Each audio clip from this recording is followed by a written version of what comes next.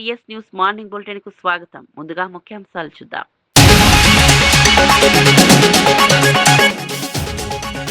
మహారాష్ట్రలోని షోలాపూర్ జిల్లాలో ఘోర ప్రమాదం. ప్రయాణికులతో వెళ్తున్న పికప్ వ్యాన్ అదుపు తప్పి బావిలో పడిన వైనం. ఈ దుర్ఘటనలో 8 మంది అక్కడికక్కడే మృతి. ఘటనా స్థలంలో సహాయక చర్యలు, ప్రమాదానికి గల కారణాలపై పోలీసుల దర్యాప్తు.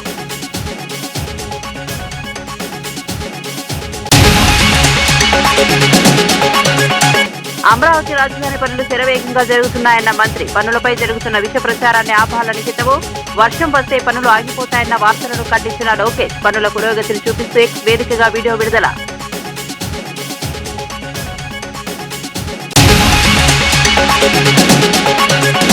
మీనాక్షి నటరాజన్ పై రేవంత్ కుట్ర అంటూ కేటీఆర్ వ్యాఖ్యలు. ఆమెకు రాజ్యసభ సీటు రాకుండా బీజేపీతో రేవంత్ కుమ్మక్కయ్యారని ఆరోపణ. కాంగ్రెస్ ప్రభుత్వం హామీల అమలులో పూర్తిగా విఫలమైందని విమర్శలు.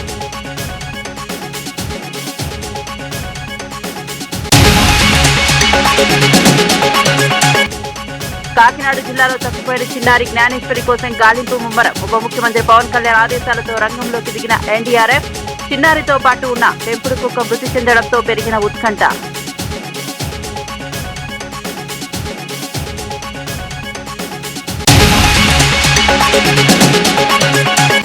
దక్షిణ కోస్తాంధ్ర నుంచి తమిళనాడు వరకు విస్తరించిన అల్పపీడనం. ఏపీలోని పలు జిల్లాలకు వర్ష సూచన జారీ. కొన్ని జిల్లాల్లో ఉరుములతో కూడిన మోస్తారు వర్షాలు. మరికొన్ని చోట్ల తేలికపాటి జల్లులు పడే అవకాశం. ప్రజలు అప్రమత్తంగా ఉండాలని అధికారులు సూచన. ఇక వార్త వివరాల్లోకి వెళ్తే మహారాష్ట్రలోని షోలాపూర్ జిల్లాలో ఘోర రోడ్డు ప్రమాదం చోటు చేసుకుంది.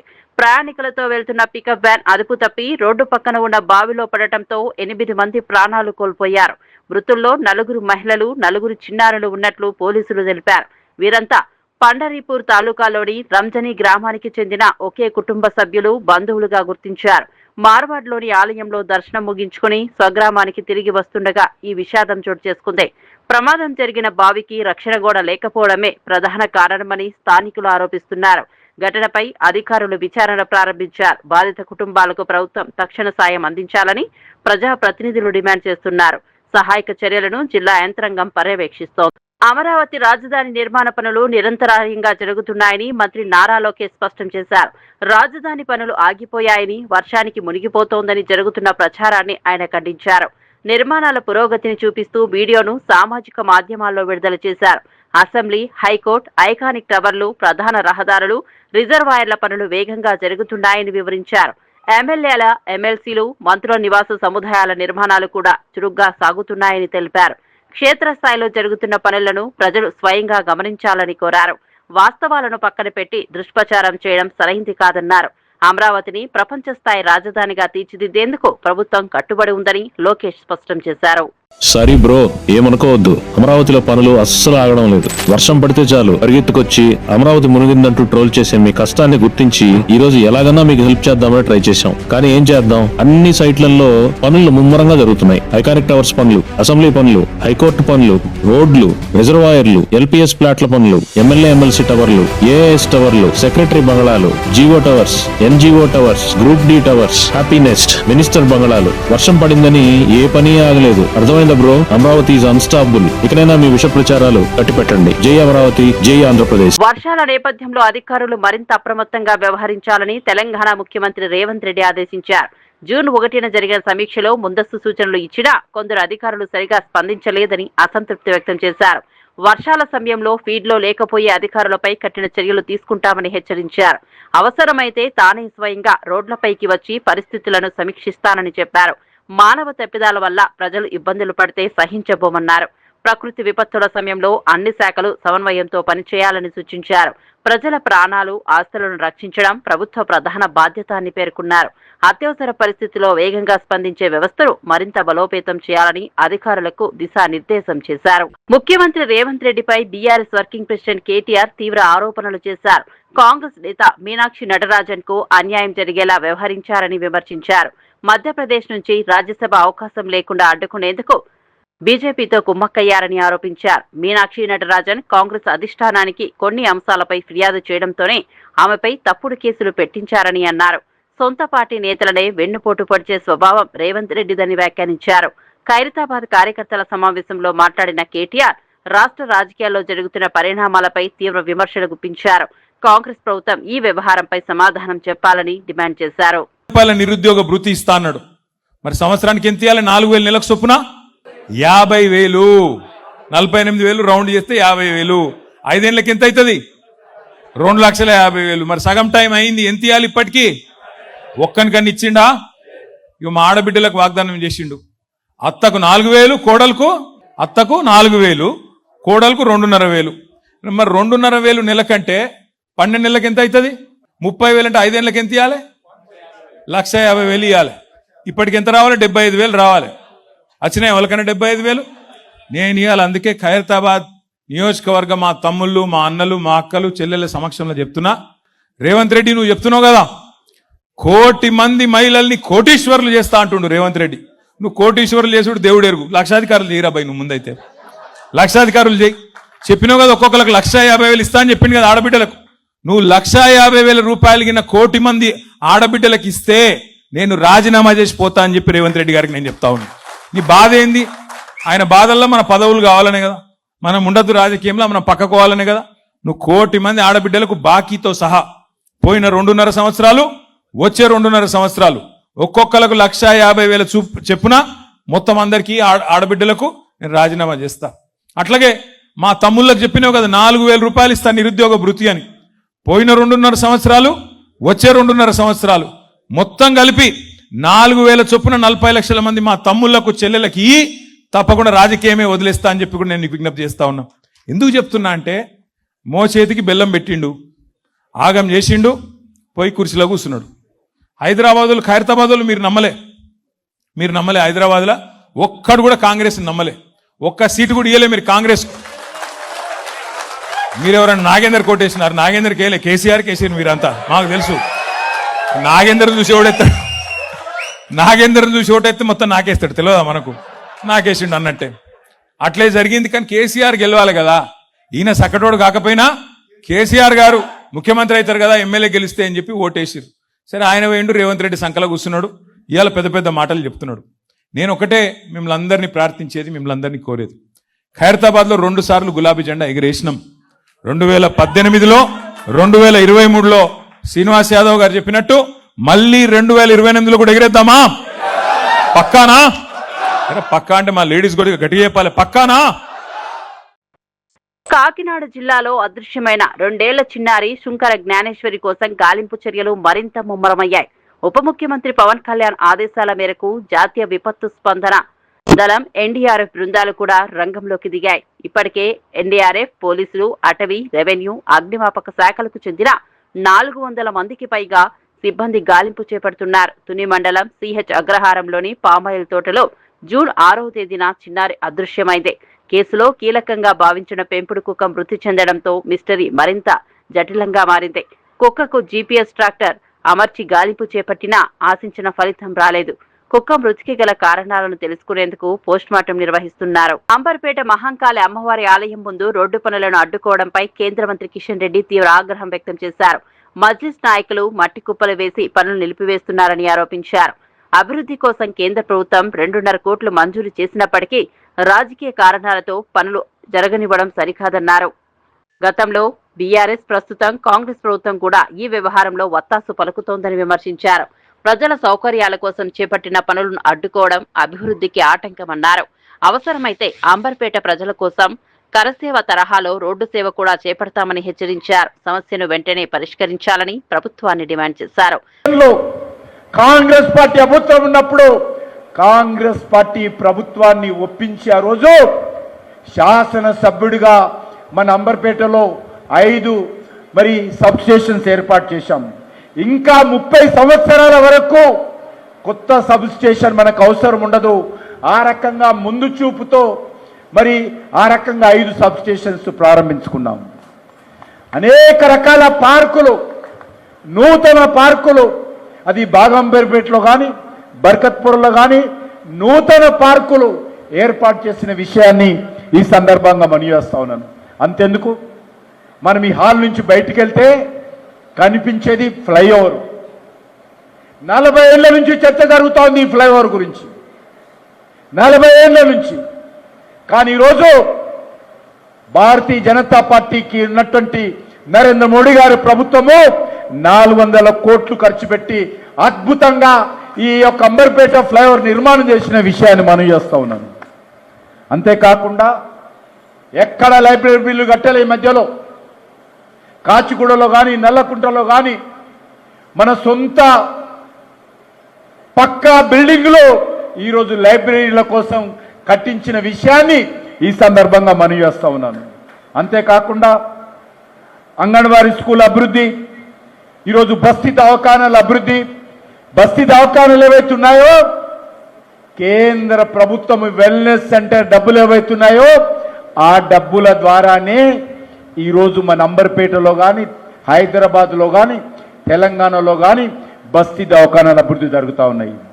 అంతేకాకుండా ఈరోజు శ్మశాన వాటికల అభివృద్ధి, అదే కాకుండా మరి ఈరోజు అనేక రకాలుగా ఇండ్ల నిర్మాణం.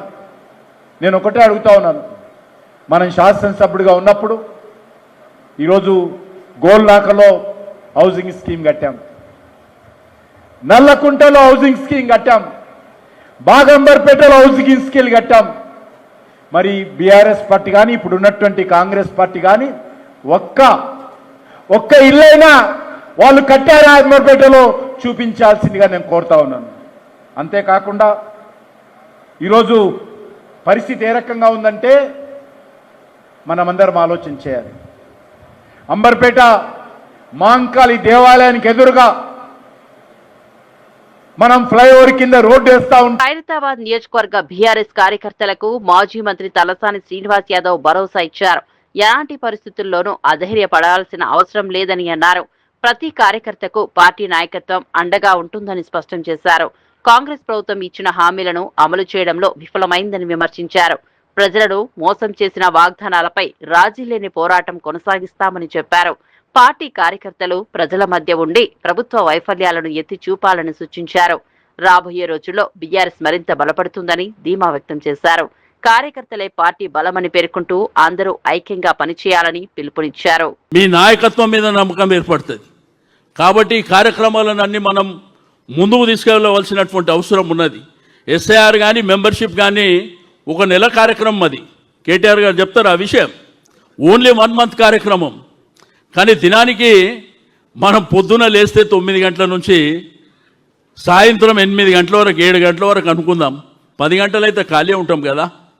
ఈ 10 గంటలలో మనం చేసేది ఏంటంటే తప్పకుండా చాలామంది అనుకుంటారు ఏంటంటే అరే నేను తెలంగాణ ఉద్యమంలో పనిచేసిన, తెలంగాణ కోసం పనిచేసిన, గులాబీ జెండా కోసం పనిచేసిన, కేసీఆర్ గారు 10 ఏళ్ళు ముఖ్యమంత్రి అయినరు, నాకు ఏ పదవి రాలేదు, నాకు ఏమి రాలేదు అని చెప్పి రకరకాలుగా కొంతమంది మాట్లాడుకుంటారు. అది వాస్తవం కావచ్చు, ఎందుకంటే ప్రభుత్వం కొత్తగా ఏర్పడినప్పుడు ప్రభుత్వానికి కూడా అనేకమైనటువంటి కార్యక్రమాలు ఎజెండాలు ఉంటాయి. కానీ ఒకటి మాత్రం గుర్తుంచుకోండి, ఈ గులాబీ జెండాని అన్నిటికంటే పెద్ద పదవి. ఈ జెండాకు ఉన్నటువంటి వాల్యూ ఏంది ఎరకనా? మీ బస్తీలో నీళ్లు రాకపోతే వాళ్ళు నీ దగ్గరికే ఎందుకు వస్తున్నారు? ఎందుకు వస్తున్నారు నీ దగ్గరికే?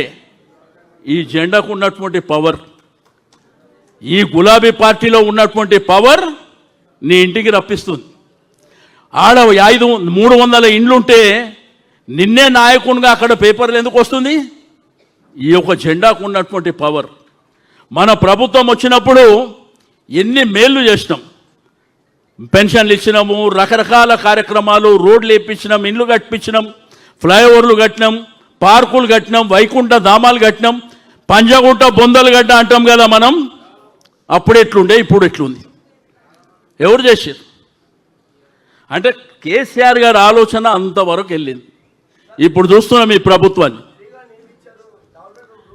అదే ఫ్రీగా నీళ్ళు ఇచ్చినాం, డబుల్ బెడ్రూమ్ ఇల్లు కట్టించినాము, నిమ్స్ హాస్పిటల్ కడుతున్నాము, సన్న బియ్యం ఇచ్చి చాలా కార్యక్రమాలు చేసినాం.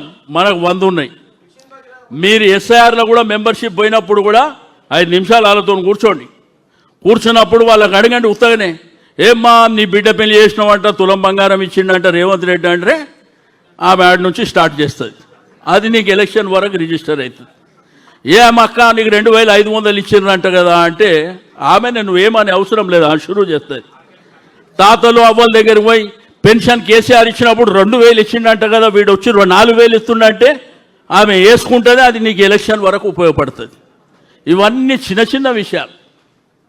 మనం ఇంటికాడ కూర్చొని అది చేసినాం ఇది చేసినాం కంటే మీరు రోజు మీ డివిజన్లో 50 మంది ఉంటే 50 మంది, 100 మంది ఉంటే 100 మంది కార్పొరేటర్గా కాంటాక్ట్ చేద్దాం అనుకున్నటువంటి ఎవరైతే ఆస్పిరేట్స్ ఉన్నారో వెళ్ళండి మీరు బయటికి. నీకు శక్తి 50 మందితో వెళ్తావా, 100 మందితో వెళ్తావా, 200 మందితో ఎల్లు బస్తీలో తిరుగు గులాబీ. హైదరాబాద్ అభివృద్ధి విషయంలో బీఆర్ఎస్ కాంగ్రెస్ పార్టీలు ప్రజలను తప్పుదోవ పట్టిస్తున్నాయని బీజేపీ రాష్ట్ర అధ్యక్షుడు రామచంద్రరావు ఆరోపించారు.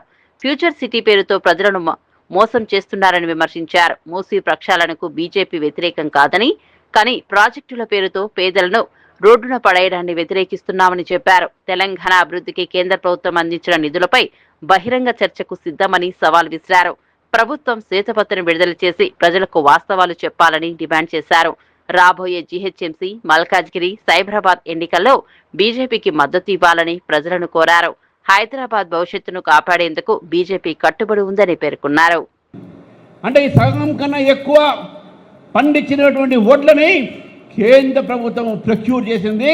ఈ రాష్ట్ర ప్రభుత్వం దానికి ఈరోజు వాళ్ళు దాని యొక్క క్రెడిట్ తీసుకుంటున్నారు. నేను రాష్ట్ర ప్రభుత్వాన్ని అడుగుతా ఉన్నాను, మీరు ధాన్య ఒక్క చివరి గింజ దాకా మీరు కొంటా రేవంత్ రెడ్డి గారు తెలంగాణ ప్రజలకు మీరు వాగ్దానం చేశారు. చివరి ధాన్యం దాకా మేము కొంటామని, చివరి ధాన్యం దాకా ఇప్పుడు ఏమంటున్నారు, కేంద్రం ధాన్యం కొనాలంటున్నారు. మరి నువ్వు ఎందుకయ్యా ముఖ్యమంత్రి?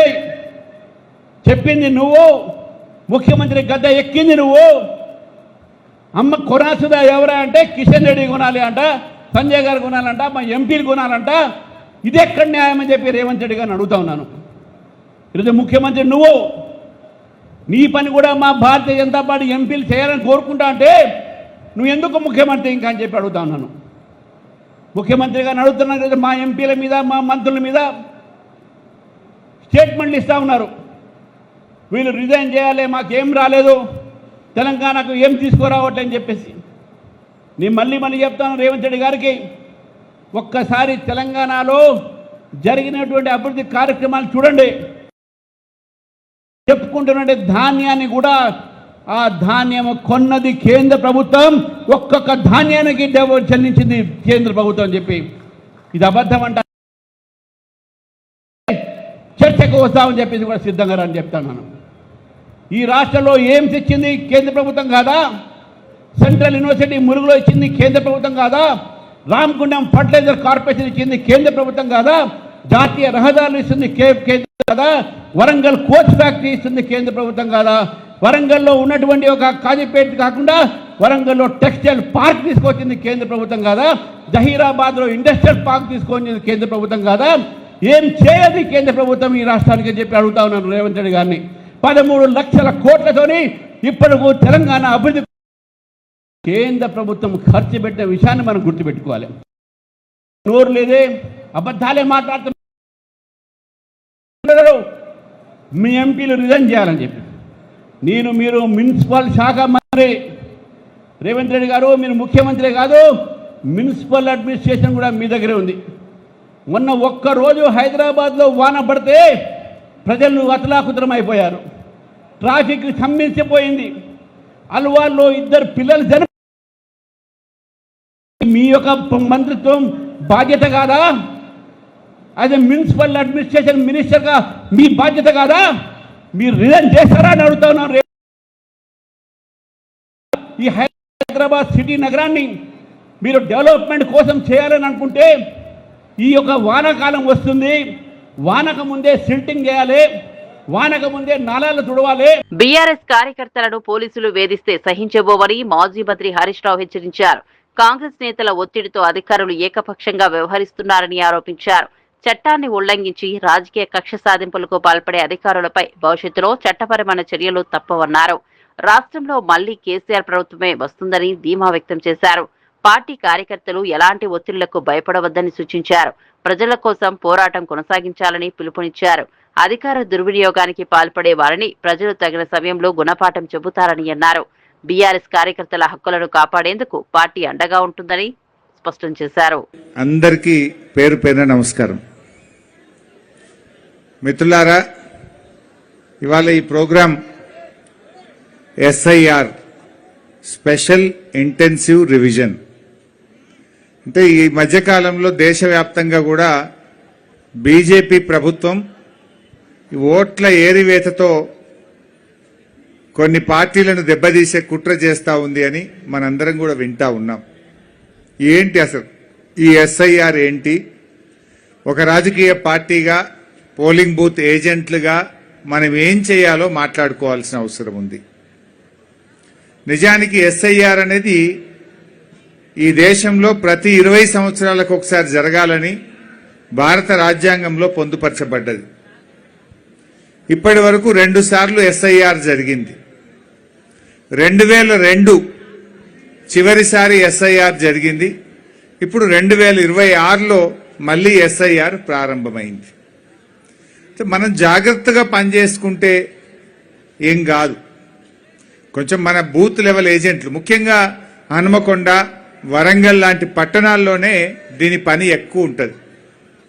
మీకు ఇంకా బాగా అర్థం కావడానికి నా నియోజకవర్గం సిద్దిపేటలో 5 మండలాలు ఉంటుంది, సిద్దిపేట పట్టణం ఉంటుంది. గ్రామాల్లో ఎస్ఐఆర్ కింద ఇప్పటికే ఫ్యామిలీ మ్యాపింగ్ 99% అయిపోయింది. సిద్దిపేట పట్టణానికి వచ్చేసరికి 62% దగ్గర ఆగిపోయింది, 62%. అసలు ఏంటి ఫ్యామిలీ మ్యాపింగ్ ఏంటి, ఎస్ఐఆర్ ఏంటి, బూత్ లెవెల్ ఏజెంట్ ఏం చేయాలి, మన పార్టీకి నష్టం జరగకుండా మనం ఎలా పనిచేయాలన్నదే ఈరోజు మనం మాట్లాడుకుంటున్నాం. మనకు హైదరాబాద్, వరంగల్, ఖమ్మం, సిద్దిపేట్ ఇవి కూడా మున్సిపాలిటీ ఎన్నికలు కూడా పెండింగ్లో ఉన్నాయి. ఈ ఎస్ఐఆర్లో మీరు ఎంత చురుకుగా పాల్గొంటే, ఎంత బాగా చేసుకుంటే రేపు గ్రేటర్ వరంగల్ కార్పొరేషన్ ఎన్నికల్లో కూడా మనకు అంత మేలు జరుగుతుంది, లాభం జరుగుతుంది. అందువల్ల మీరు చాలా యాక్టివ్గా ఉండాలి. కార్పొరేటర్లుగా పనిచేసిన వాళ్ళు కానీ, కార్పొరేటర్గా పోటీ చేయాలనుకుంటున్నటువంటి వాళ్ళు కానీ, క్రమశిక్షణ కలిగిన బూత్ లెవెల్ ఏజెంట్లుగా బాధ్యత తీసుకున్నటువంటి వాళ్ళు. ప్రధాని నరేంద్ర మోదీ 12 ఏళ్ల పాలనపై బీజేపీ ఓబీసీ మోర్చా జాతీయ అధ్యక్షుడు, రాజ్యసభ సభ్యుడు డాక్టర్ కె లక్ష్మణ్ ప్రశంసలు కురిపించారు. కాంగ్రెస్ యూపీఏ హయాంలో అవినీతి, కుటుంబ పాలన, కుంభకోణాలు రాజ్యమేలాయని విమర్శించారు. దేశ రాజకీయాల్లో సీటు చోరీకి నాంది పలికింది కూడా కాంగ్రెస్ నాయకత్వమేనని ఆరోపించారు.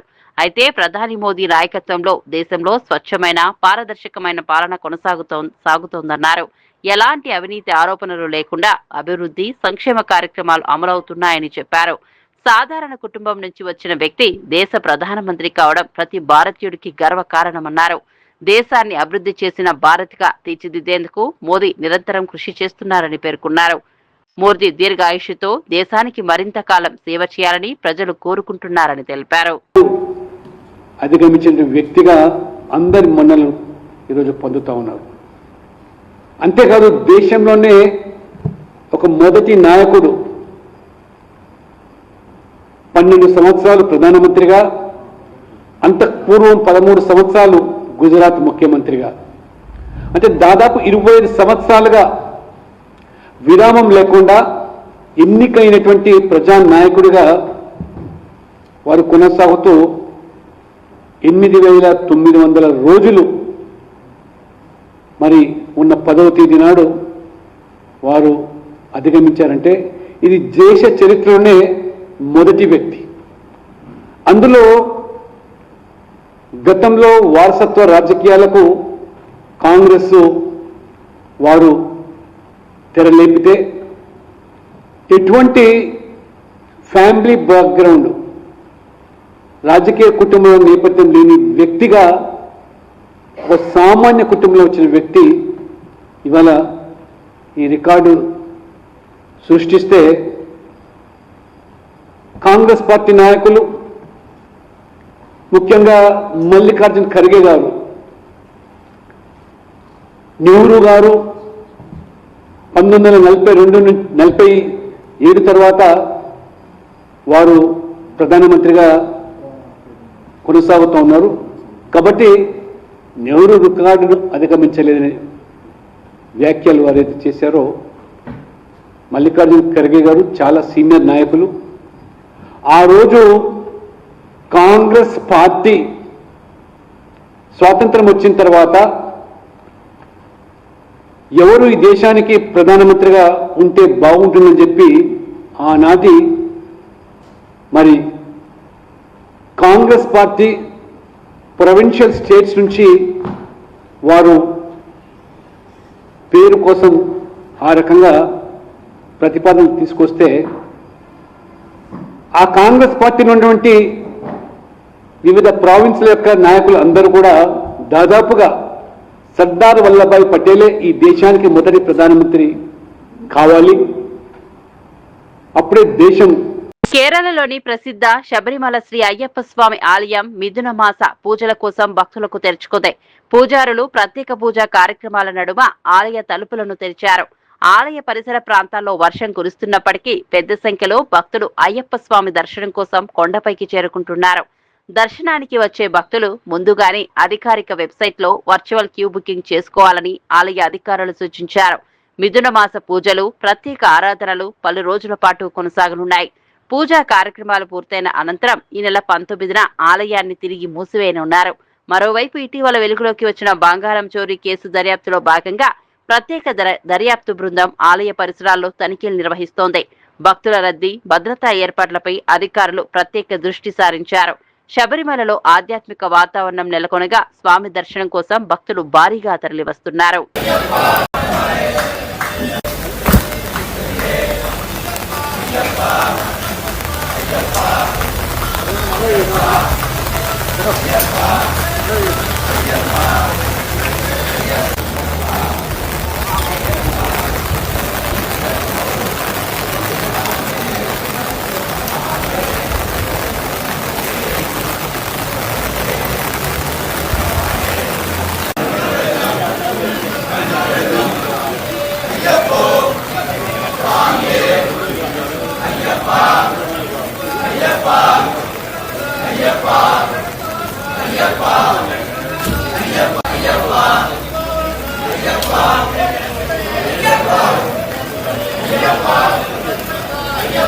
రామ్ చరణ్ నటిస్తున్న పెద్ద చిత్రంలోని item song lyrics, Janhvi Kapoor సన్నివేశాలపై వస్తున్న విమర్శలకు ప్రముఖ గేయ రచయిత అనంత శ్రీరామ్ ఘాటుగా స్పందించారు. ఐటెం పాటను ఆస్వాదించే ప్రేక్షకులకు ఒక ప్రత్యేకమైన వినోదాన్ని అందించాలనే ఉద్దేశంతో ఆ పాటను రాశానని చెప్పారు. దానిని ఎంజాయ్ చేయలేని వాళ్లే అసలు ఐటంగాళ్లంటూ విమర్శకులకు కౌంటర్ ఇచ్చారు. జాన్వీ కపూర్ పాత్ర, ఆమె సన్నివేశాలపై వస్తున్న అభ్యంతరాల గురించి కూడా ఆయన తన అభిప్రాయాన్ని వెల్లడించారు. ఒక దర్శకుడికి తన కథను, పాత్రలను తన దృష్టికోణంలో చూపించే స్వేచ్ఛ ఉండాలని పేర్కొన్నారు. ఆ స్వేచ్ఛ కూడా లేకపోతే భవిష్యత్తులో కమర్షియల్ సినిమాలు కాకుండా కేవలం డాక్యుమెంటరీలు మాత్రమే వస్తాయని వ్యాఖ్యానించారు. ప్రస్తుతం ఆయన చేసిన వ్యాఖ్యలు సోషల్ మీడియాలో వైరల్ అవుతున్నాయి. అనంత శ్రీరామ్ గారు, చాలా అరుదుగా వస్తుంది అన్ని రకాలైన పాటలు రాసే అవకాశం ఒక ఆల్బంలో చాలా అరుదుగా వస్తుంది. ఈ ఆల్బంలో కూడా మీరు అన్ని రకాలైన పాటలు రాసే అవకాశం వచ్చింది. ముఖ్యంగా ఐటమ్ సాంగ్ గురించి బయట రకరకాల చర్చ నడుస్తుంది. ఐటమ్ పాటగా స్వీకరించిన వాళ్ళు దాన్ని ఎంజాయ్ చేస్తుంటే ఇంకొంతమంది సాహిత్యం ఏంటి ఇలా ఉంది అని చెప్పి కొంత విమర్శ అయితే కనిపిస్తుంది సోషల్ మీడియాలో. దాని మీద మీ అభిప్రాయం ఏంటి? ఒకటి, నేను అనుకునేది ఐటమ్ పాటను ఐటమ్ సాంగ్లా ఆస్వాదించిన వాళ్ళు వాళ్ళకు ఒక స్పెషల్ ఐటమ్ రుచి చూపించినట్టు, ఐటమ్ సాంగ్ని ఐటమ్ సాంగ్ లాగా ఆస్వాదించిన వాళ్ళు వాళ్ళే ఐటమ్ గర్ల్ కింద లెక్క. ఇక ఆరోపణ అనేది నిర్దిష్టంగా ఉండాలి. మనకు వచ్చిన భావోద్వేగాన్ని ఏదో అరిసేయడానికో లేకపోతే ప్రత్యేకమైన ఎజెండాలు పెట్టుకుని మాట్లాడడానికో ఉంటే మనం దానికి సమాధానం చెప్పక్కర్లేదు. తాత్వికంగా ఆలోచించగలిగేవాళ్ళు, తార్కికంగా మాట్లాడగలిగేవాళ్ళు ఏ వాక్యం మీద ఏ ఆరోపణ నిర్దిష్టంగా చేసినా నిఖార్సైన సమాధానం ఇవ్వడానికి నిజాయితీగా సిద్ధంగా ఉంది. దక్షిణ కోస్తాంధ్ర నుంచి తమిళనాడు వరకు అల్పపీడనం విస్తరించిన నేపథ్యంలో ఆంధ్రప్రదేశ్లోని పలు జిల్లాల్లో వర్షాలు కురిసే అవకాశం ఉందని ఏపీ విపత్తుల నిర్వహణ సంస్థ తెలిపింది. సంస్థ మేనేజింగ్ డైరెక్టర్ ప్రఖర్ జైన్ వివరాల ప్రకారం మన్యం, అల్లూరి, తూర్పు గోదావరి, పశ్చిమ గోదావరి, ఏలూరు, కృష్ణా, ఎన్టీఆర్, పల్నాడు, ప్రకాశం, నెల్లూరు, నంద్యాల, తిరుపతి జిల్లాలో తేలికపాటి నుంచి మోస్తారు వర్షాలు కురిసే అవకాశం ఉంది. అలాగే శ్రీకాకుళం, అనకాపల్లి, కాకినాడ, కోనసీమ, గుంటూరు, బాపట్ల, చిత్తూరు జిల్లాల్లో కూడా జల్లులు పడే అవకాశం ఉందన్నారు. ఉరుములు, పిడుగులతో కూడిన వాతావరణం ఉండే అవకాశం ఉన్నందున ప్రజలు అప్రమత్తంగా ఉండాలని సూచించారు. చెట్ల కింద, భారీ హోర్డింగుల సమీపంలో నిలబడొద్దని సూచించారు. అత్యవసర పరిస్థితుల్లో స్థానిక అధికారులను సంప్రదించాలని సూచించారు.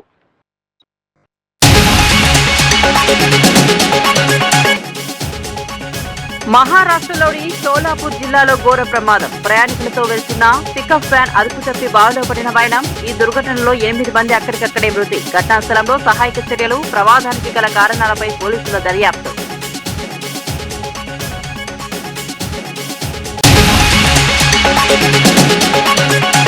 అమరావతి రాజధాని పనులు శరవేగంగా జరుగుతున్నాయన్న మంత్రి. పనులపై జరుగుతున్న విష ప్రచారాన్ని ఆపాలని హితవు. వర్షం వస్తే పనులు ఆగిపోతాయన్న వార్తలను ఖండించిన లోకేష్. పనుల పురోగతిని చూపిస్తూ ఎక్స్ వేదికగా వీడియో విడుదల.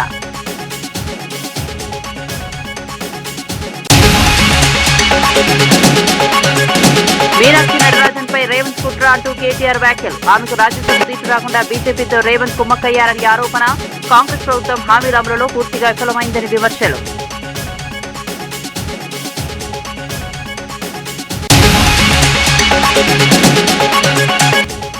కాకినాడ జిల్లాలో తప్పిపోయిన చిన్నారి జ్ఞానేశ్వరి కోసం గాలింపు ముమ్మరం. ఉప ముఖ్యమంత్రి పవన్ కళ్యాణ్ ఆదేశాలతో రంగంలోకి దిగిన ఎన్డీఆర్ఎఫ్. చిన్నారితో పాటు ఉన్న పెంపుడు కుక్క మృతి చెందడంతో పెరిగిన ఉత్కంఠ.